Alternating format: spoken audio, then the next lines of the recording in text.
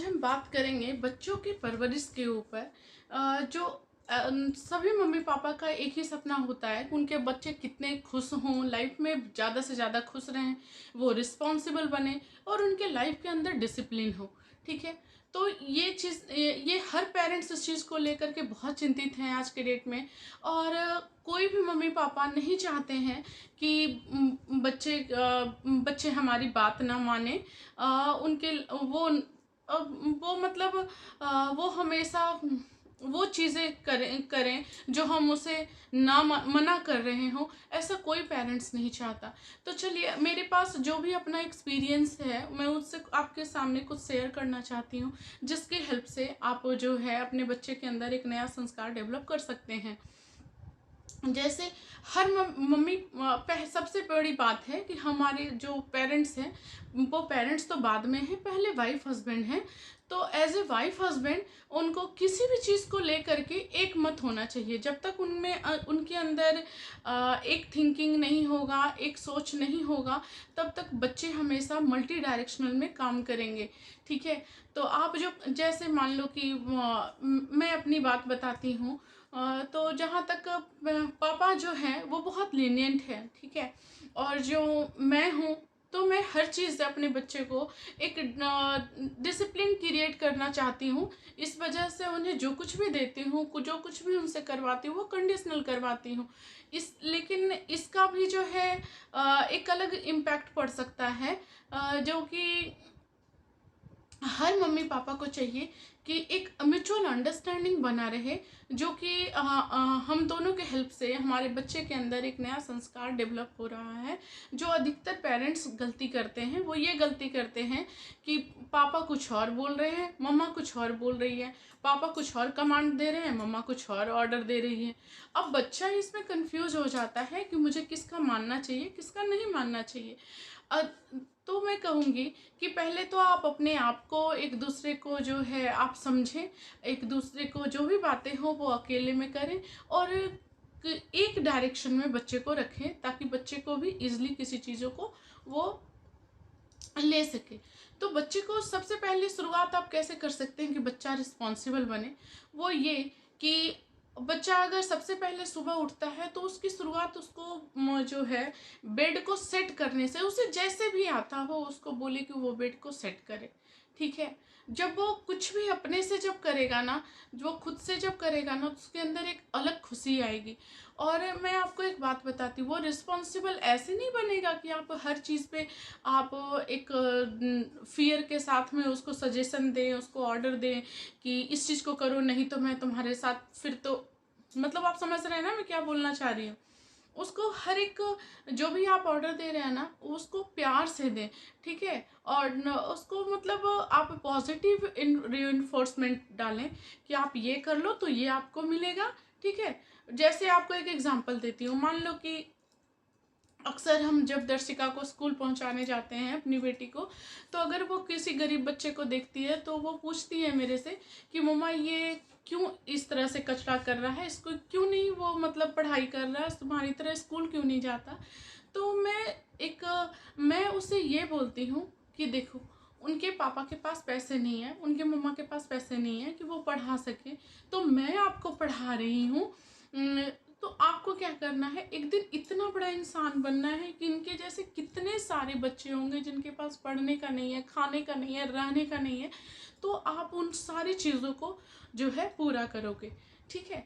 अब अगर कोई मेरे जगह पे कोई और अगर पेरेंट है तो वो क्या बोलेगा, वो ये बोलेगा कि देखो, तुम जा रही हो ना पढ़ने, अगर तुम नहीं पढ़ने जाओगी ना तो तुम इसकी तरह ही बन जाओगी, इसकी तरह ही तुमको चुनना पड़ेगा।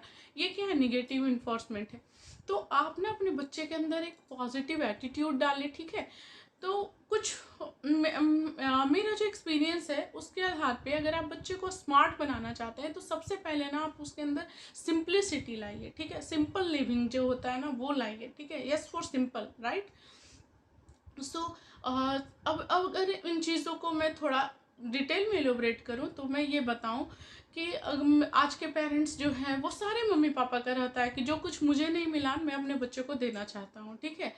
जैसे कि ब्रांडेड कपड़ा मुझे अगर नहीं मिला तो मैं बच्चे को बचपन से ही कुछ ब्रांडेड, हर चीज़ें ब्रांडेड देना पसंद करूँगा, चाहे मुझे खुद कितना भी सेक्रीफाइस करना पड़े, राइट। लेकिन ऐसा होना नहीं चाहिए, बच्चे को तो पता ही नहीं है कि ब्रांड होता क्या है। तो आप ना उन्हें सिंपल रहना सिखाओ, ठीक है।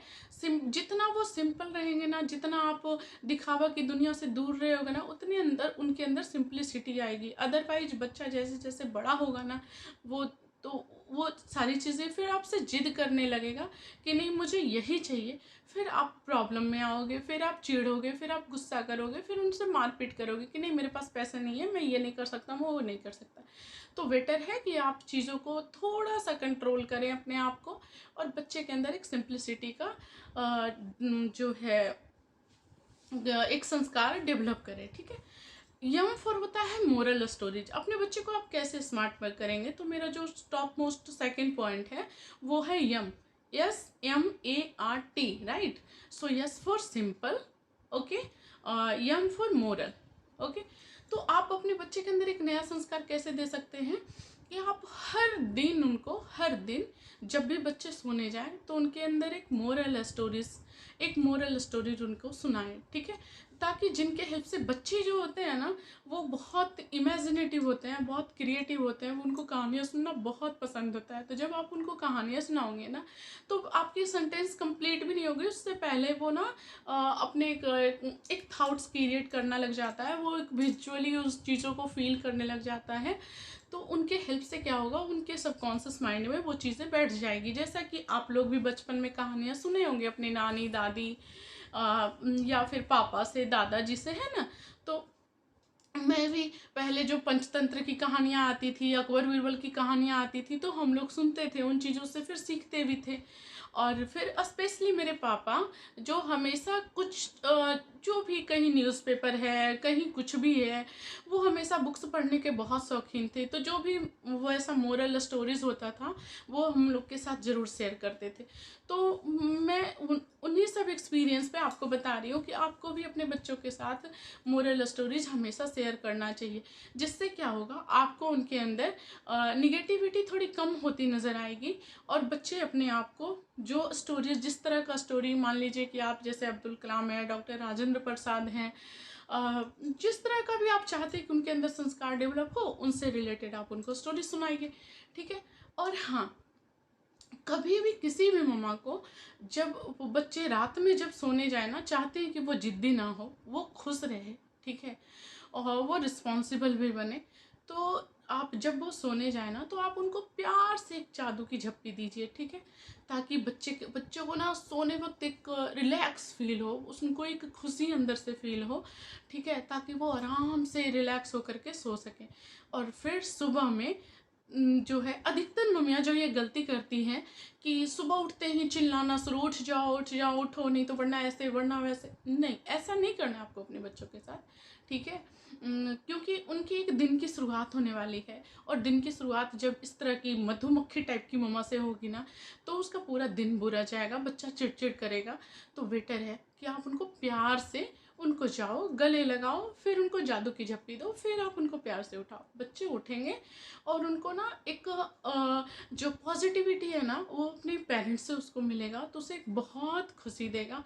और फिर वो कहते हैं ना कि जितना आप किसी को हक करते हो ना, किस करते हो ना, इतना ज़्यादा इंट्रैक्शन उसके साथ इंटरकनेक्ट होता है, तो बच्चे आपके साथ ना भावनात्मक तरीके से जुड़ेंगे, ठीक है। और तब बहुत आसान होगा आपकी अपनी बातों को मनवाना।